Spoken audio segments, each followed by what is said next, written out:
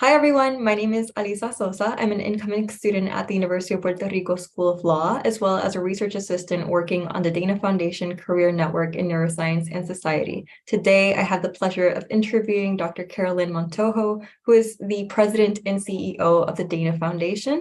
Dr. Montojo, thank you so much for being here today. I'd love if at this time you could introduce yourself and speak a little more about the career path that led you to begin working in neuroscience and society. Absolutely. Thank you so much, Alyssa, for that introduction. It's such a pleasure to be able to participate in this interview series that you have.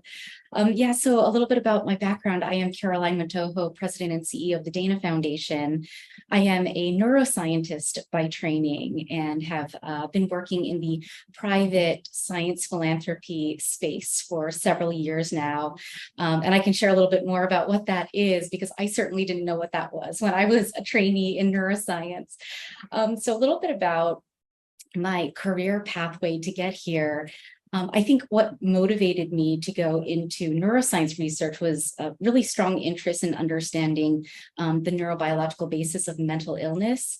I knew that in the Filipino population, there's a pretty high prevalence of mental illness and not a lot of understanding when I was growing up, at least within the community, around how that mental illness could be connected to the brain. And so that led me into an interest in studying neuroscience in graduate school and then progressing into my postdoc.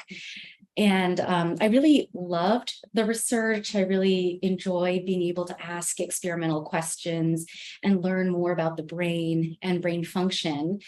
I think the other thing that I was learning in parallel is that I really loved collaboration and I really loved working with people coming from different backgrounds, including from different professions.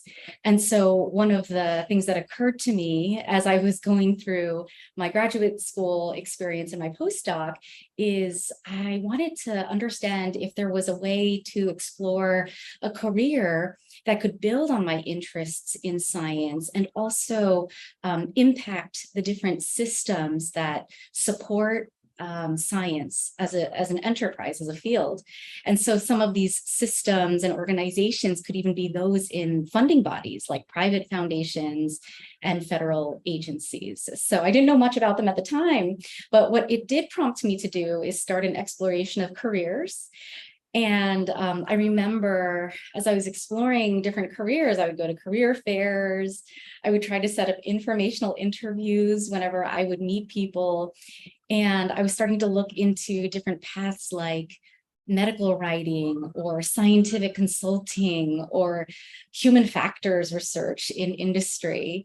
And I think what was a turning point for me was that I was in a career panel session learning from different speakers. And one of those speakers was coming from a private foundation called the Kavli Foundation, which is based in LA. I was a postdoc at UCLA at the time. And they started talking about how they, as scientists, these were representatives from that organization, they were able to work with scientists and hear about some of the needs to advance the field of neuroscience, and then elevate that through convening and through funding so that in this case, it was for the US Brain Initiative, they could create an initiative, co-create an initiative to foster development of new neurotechnologies. And I thought, wow, that seems really great. I mean, you get to keep one foot in the science space and then another foot in the systems change funding space. And it so happened that the Kavli Foundation had an opening at the time, and I started at an entry-level position and tried to learn as much as I could. I felt like it was a lot to learn because I had only known the academic space and research and writing. So it was definitely a steep learning curve, but I think that that's really what got me on the track that I'm on now in science philanthropy. And I'm just so grateful for being able to discover that there are different career paths that a scientist can move into.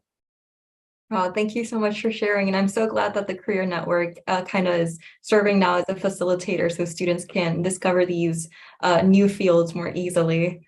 I'd love if you could share for students and others watching what advice you would give them about pursuing a career in neuroscience and society. Yeah, thank you, Alyssa.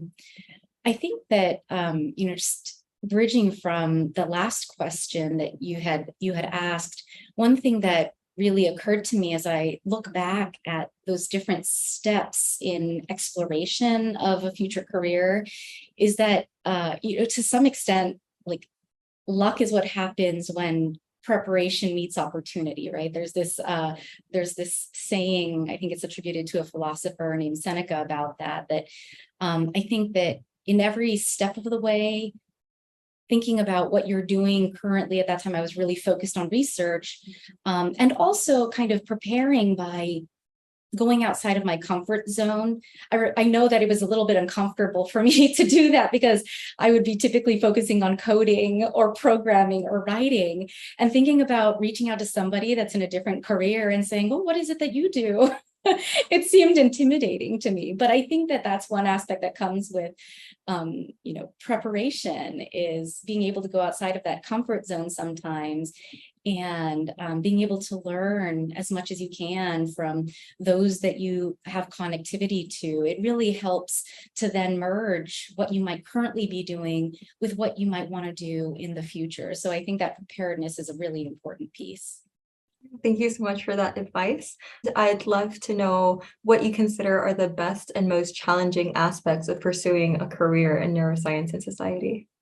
Yes, it's such an important question, and actually really led to us viewing this career network in neuroscience and society as being such an important priority for the Dana Foundation.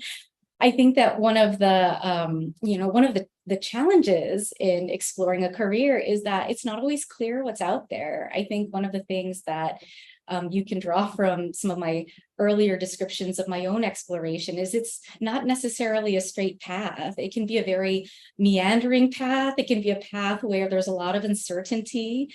And so I think one of those challenges is being able to increase the visibility of what those paths look like. And so I think that that's something that this career network and the virtual career fair that you're organizing will help to do, is that it can not only show what those paths look like, but also show the people behind them. I think sometimes we really think about where we fit in, where we belong, what our STEM identity is. And I think by getting to know the actual people behind these careers, these careers can become much more relatable, much more human, and we could see ourselves in them. So I think that it's a challenge, but it's also an opportunity. And I'm just so delighted that this is moving forward in terms of the career network and the opportunity for trainees coming from a lot of different backgrounds to be able to see themselves in career paths that they might not have envisioned while they were growing up. Thank you so much, Dr. Montojo, for that wonderful advice. I'd like to thank you again for taking the time to do this. I'm very excited to see the final product up on our website. And to our audience, remember that we have more interviews available at neuroxcareers.org. Thank you so much for watching. Thank you.